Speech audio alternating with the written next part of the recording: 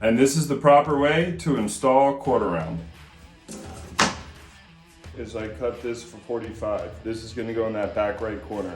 Then what I do is I measure from the back right corner to the door, put a corresponding mark there, and I'm gonna cut on the same 45 that this is. Now what we need to do is bring the return so it's flush against the baseboard. So then you're left with a little piece like that. So you end up with something like that. Now we want to coat this. So essentially what that means is we want to get rid of all of this material so that the corresponding quarter round, it can slide right over. Most guys use jigsaws, so I'll use this to get a majority, and then I'll show you something. So this is the brand new brushless rotary tool.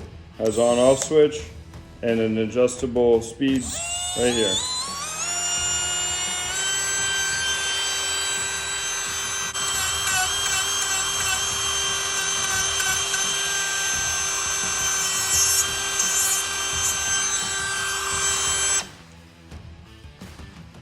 With all that removed, it will now fit onto the piece like that.